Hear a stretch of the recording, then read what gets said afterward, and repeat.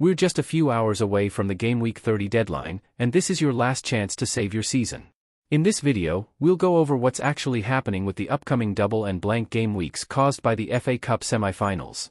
We'll look at which teams have been the best and worst so far in the Premier League, and what that means for fixture difficulty going forward in Fantasy Premier League.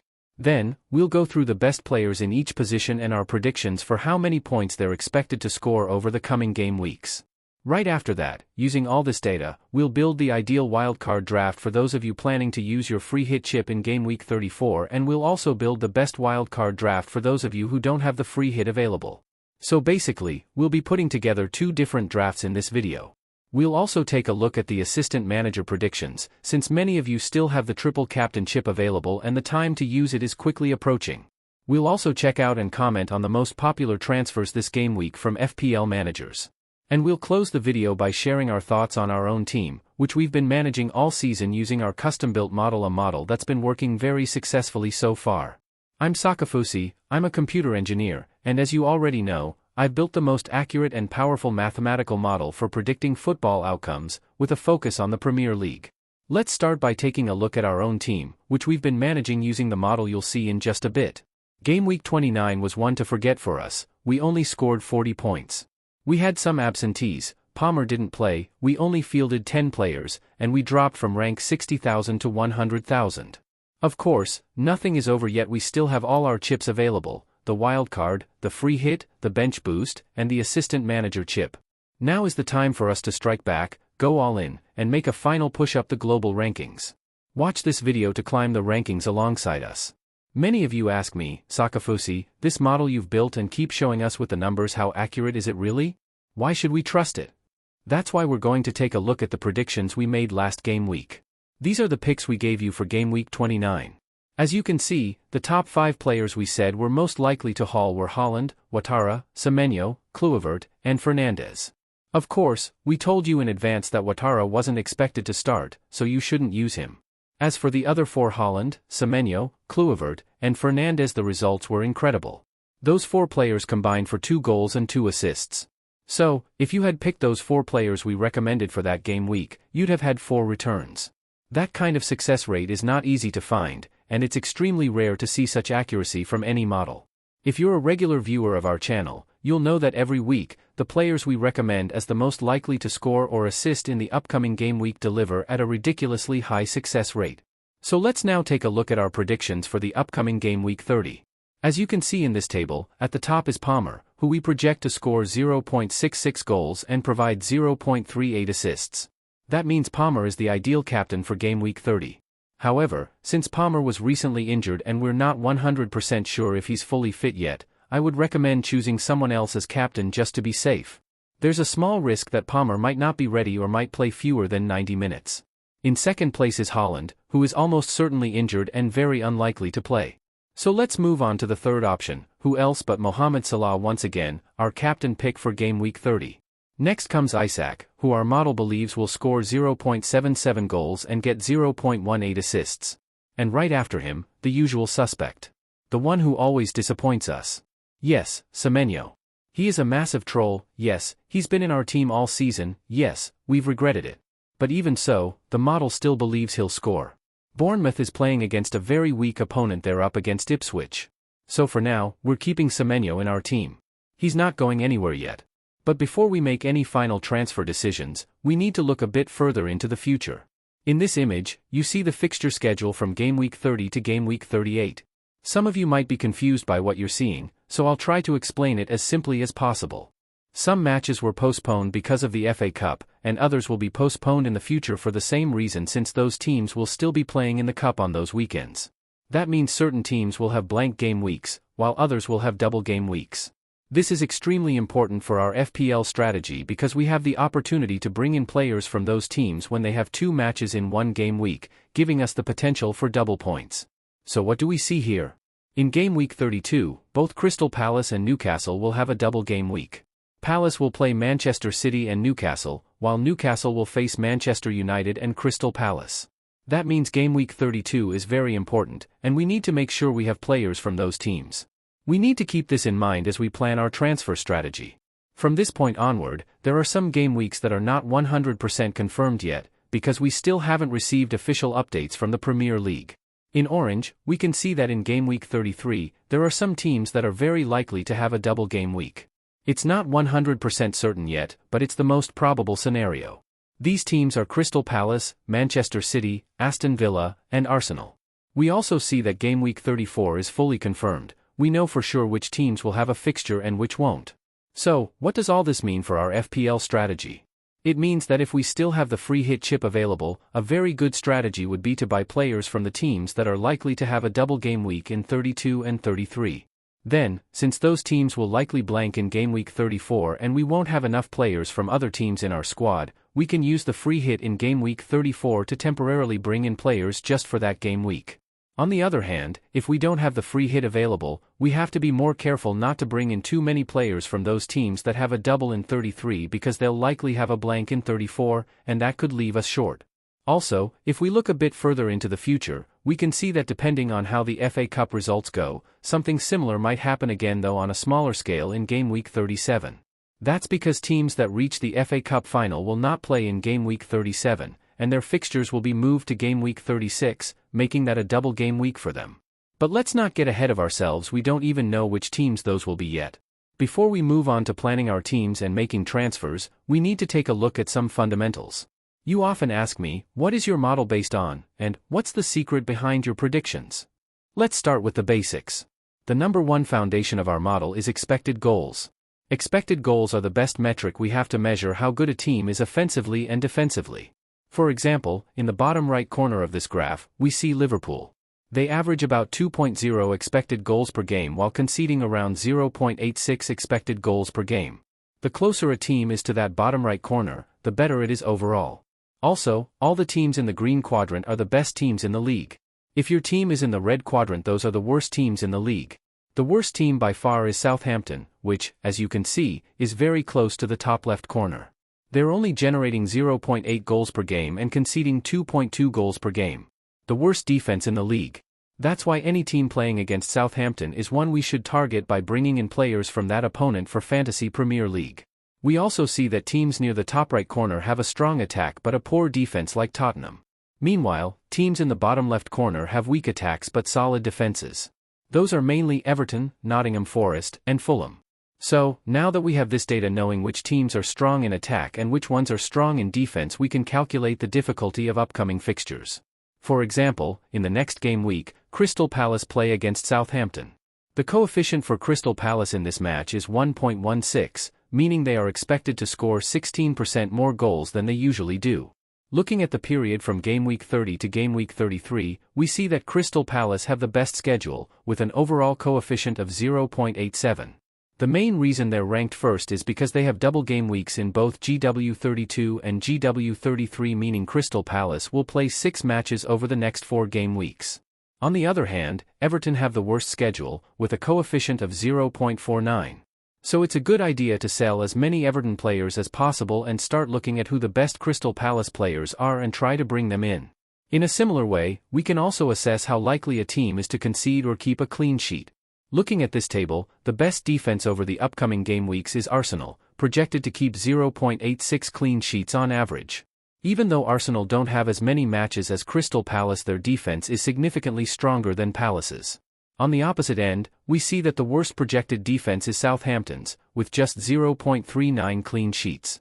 So now that we know how easy or hard the upcoming fixtures are for each team, we can also assess how good or bad each player is. We've already said Crystal Palace have the best fixture run, but who are the best Palace players? And who are the best players in the entire league?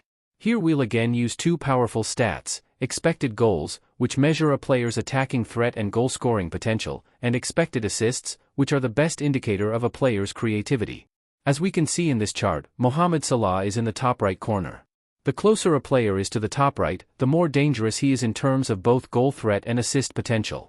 The further right a player is, the higher his goal threat, and here, Salah is the furthest right alongside Haaland. The higher a player is on the chart, the better his chance of providing assists, and Bukayo Saka ranks highest on the vertical axis. It's clear that Salah stands out, as he's both very high and very far to the right. He's one of the very few players who combine elite goal threat and creativity. We also notice that in the green quadrant, high XG, high XA, only two players appear, Sulla and Palmer. Palmer has been going through a slight dip in form recently and hasn't been scoring as much. But as we've seen many times in our past statistical analyses, players like Palmer always bounce back. Even during quiet spells, their quality doesn't just vanish. So it's only a matter of time before Palmer starts scoring again like he used to. But as you all know, in Fantasy Premier League, scoring goals and providing assists isn't the whole story. Points are more complex than that. For example, goals and assists award different amounts of points depending on the player's position. A goal from a forward is worth fewer points than a goal from a midfielder, and even more so for a defender. That's why we combine all of these factors, including minutes played, whether a player takes penalties, clean sheet potential, and more, to estimate exactly how many FPL points each player is expected to score in each match. From there, we can rank all the players from best to worst for the next 6 game weeks, allowing us to create the best possible transfer strategy and avoid bad transfers. So in this image, we see that the best player for the upcoming game weeks is Alexander Isak. Yes, you heard that right. For the first time this season, Sulla is not at the top of the list. The reason this happens is because Isak has a double game week in GW32, meaning he plays one more match than Sulla, and that's just enough for him to slightly edge ahead. Between Game Week 30 and Game Week 33, Isak is projected to score 29 points, while Sulla is projected for 28.4. In third place is Palmer. Now, because this list only contains the top 25 players, many of you often ask, where is this player ranked? What about that player? So now, let's look at each position separately. Starting with the defenders, we won't say too much, just check the image or pause the video if you want more details. The best defenders, by a significant margin, are in a tier of their own from Munoz to Gabriel. These 6 defenders clearly stand out. After that, there's a noticeable drop in projected points for other defenders. Now, moving on to the forwards again, 2 stand out, Isak and Matita. Beyond that, it's less important who you pick, it comes down to personal preference. As for midfielders, Sulla is the best, followed by Palmer. Then come the 2 Palace players again. We won't go too deep here, anyone interested can just pause the video, take a screenshot of the midfield list, and make their own decisions. And now it's time for what most of you have been waiting for, probably the reason you clicked on this video. It's time to reveal the best wildcard draft, built based on data and science. We'll show you 2 drafts. The first is for those of you who still have your free hit available and plan to use it in Game Week 34. As we mentioned earlier, if you don't have the free hit, this wildcard is not for you, because in GW34 you'll be left without enough players. So let's look at this draft. First off, if you want to copy it exactly, I'll give you 2 seconds. Pause the video and take a screenshot of the draft. Now let's break it down and comment on why we chose each player. Goalkeepers. We pick Fabianski purely because he's cheap. If you want a playing goalkeeper and have the budget, feel free to upgrade. For example, you could go for Saw from Wolves or someone else. As the starting keeper, we pick Saw from Nottingham Forest, since Forest have a strong defense. We could have chosen a goalkeeper from a team with a double game week, but we prefer to use those valuable team slots for midfielders and forwards, who offer more point potential. We don't want to waste a Palace or Newcastle slot on a goalkeeper. It's better to use those on attacking players. Defenders. As we saw earlier, some defenders stand out clearly, and those are Gvardiol, Munoz, and Gabriel. Their teams have good defenses, they offer some attacking threat, and they have upcoming double game weeks. They are top picks. Milenkovic is also a great value pick. Same with Livramento, who is a cheap Newcastle defender expected to start and who also has a double game week. Midfielders. In midfield, we go with the usual suspects, Sulla and Palmer. The 2 best long-term midfield picks. We also pick Sarr, who, along with Ease, is one of Crystal Palace's best midfielders. Since Sarr is a bit cheaper, we go with him. From Newcastle, we go with Gordon, who is one of their best players and has a double game week. At the moment, Gordon is suspended. So if you want to start with someone else, you can. For example, you could start with Murphy and later switch to Gordon, or even start with Kluivert from Bournemouth, since they play Ipswich in GW30, and later bring in Gordon. But since this is a wild card anyway, you'll have players on the bench, so you could simply bring in Gordon now, leave him benched in GW30, and use him from GW31 onward.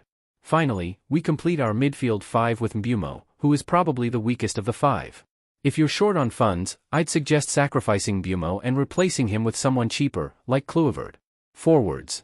Now for the forwards, the most important picks are clearly Isak and Matita. As we said earlier, Isak is the best overall pick for the next few game weeks, and Mateta is right behind him, mainly due to Palace's 2 upcoming double game weeks.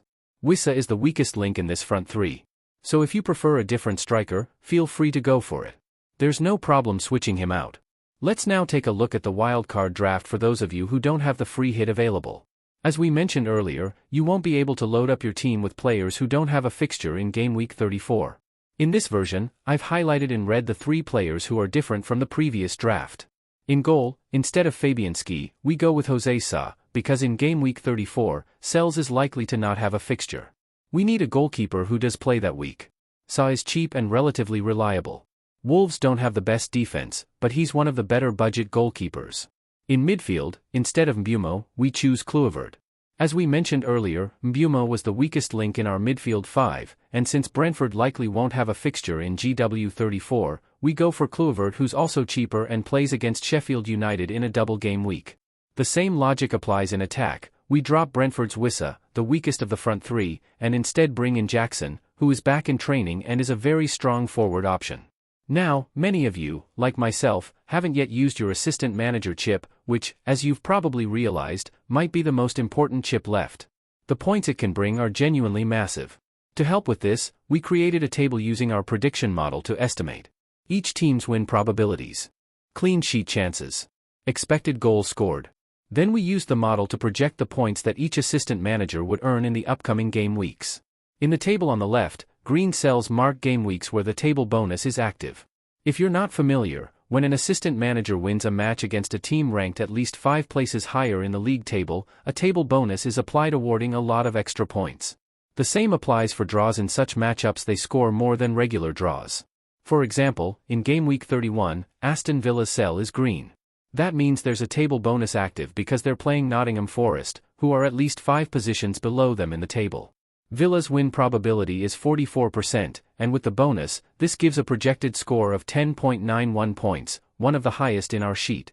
However, if we look more closely at the data, we find an even better opportunity to use this powerful chip, and that's with Crystal Palace. Between Game Week 31 and Game Week 33, Palace play 5 matches in just 3 game weeks, because of 2 confirmed double game weeks. Out of those 5 matches, 4 are eligible for the table bonus. For instance, in Game Week 31, one of Palace's matches is at home versus Brighton, who are ranked at least 5 places above them, so this match earns the bonus. Their win probability is 49%, and that translates to a projected score of 11.92 points just for that match. In total, over Game Weeks 31 to 33, Crystal Palace are projected to score 11 plus 7 plus 7 plus 5 plus 6 points, which adds up to about 36 points. All from the same assistant manager, without needing to make any transfers to bring Glasner in or out. That's an insane bonus, and for anyone who feels like they've fallen behind or think they need to take differential or risky moves to climb ranks, don't worry. Most people have already used their assistant manager chip. If you use it now, with Palace, and bag 36 points, imagine how many ranks you can climb. Let me give you an example. Using the amazing site LiveFPL, we find this great little tool that lets us see how many points separate ranks. For example, someone ranked 500,000 currently has 1,896 points, while someone ranked 200,000 has 1,939 points. That's a difference of just 43 points. So if you play the assistant manager chip correctly and gain 36 points, you could jump from 500k to 200k instantly. Now imagine you also use your remaining chips correctly and plan your transfers smarter than the average manager from now until the end of the season using this model. It's absolutely possible for someone to climb from 500k to 50k before the season ends. And it wouldn't even be that hard. Most people are making a lot of mistakes. Just take a look at the most popular transfers this week. In this table, we can see that the 5 most transferred in players are Marmish, Fernandez, Isak, Sarr, and Munoz. We've already talked about Isak. He's one of the best players for the upcoming game weeks. We recommend him for the wildcard, we recommend him as a transfer target, and he's an excellent pick. However, I don't feel the same about Bruno Fernandes and Marmish, as these 2 players are by no means among the best options at the moment.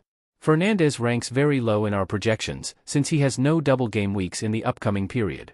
His season-long numbers are just average, and Manchester United's upcoming fixtures are not great either.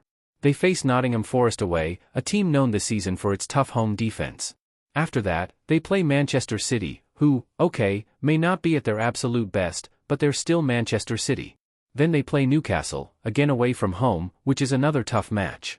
For all these reasons, we wouldn't recommend buying Bruno Fernandes right now. If you're looking for a midfielder, Sarr is a much better option. Now, as for Marmoush, I wouldn't say he's a completely crazy pick, but he is a very risky one. Since Haaland is injured, Marmoush will likely start up front for Manchester City, and of course we know that City are a team that scores a lot of goals. Still, Marmoush hasn't shown very good numbers so far this season. His current stats are just 0.22 expected goals per match and 0.19 expected assists. These are very low for a forward. On top of that, if you buy Marmoush now, you don't know when Haaland will return and reclaim his starting spot. So personally, if I were you, I'd go for a safer forward, someone with better underlying numbers and less rotation risk than Marmoush. So don't think like buying Isak is too template. Isak is the best forward right now and most people are buying Marmoush and Fernandes. Finally, let's wrap things up by looking at our own team plans. We'll go over the team we're managing using our prediction model, and the decisions we're going to make going forward. This is our team, and this is the starting 11 we've selected for the next game week. As we mentioned earlier, Palmer is probably the best captain option, but since he's coming off an injury and missed the last game, we'll go for the safer choice Salah. On the bench, we're leaving out Wood and Mykolenko, both of whom are likely to miss out due to injury. We're also benching Dango Ouattara, who has clearly lost his starting spot in the team. Of course, we do have transfers and budget available. We have 2 free transfers and £3.1 million in the bank. However, we're not going to make any transfers this week. As we've said throughout the video, even though we have a fairly good idea of what's going to happen with the double and blank game weeks in the coming weeks, things are not yet 100% confirmed and there may still be surprises. That's why it's a smart move to save transfers for now. Also, the reason we're holding on to the £3.1 million is because we plan to play the assistant manager chip in Game Week 31, and you should know that this chip actually costs money from your team budget. So we need to have the funds available for the assistant manager we'll choose. That's another reason we're keeping some cash aside. And since Ouattara has lost his starting spot, we plan to replace him soon with a midfielder who has a confirmed double game week. So once those doubles are officially announced, we'll use the money to upgrade him to a better option. Thank you so much for watching this video. If you enjoyed it, please show your support with a like. Videos like this take a lot of time to make. And not just the editing and recording process. The mathematical model we use requires hours of weekly maintenance and updates. So if you appreciate the work, consider subscribing, and leave a comment below with your questions to show your support for the channel. If you want to keep seeing more videos like this, hit that subscribe button. Good luck with your team and may your green arrows be big and plentiful.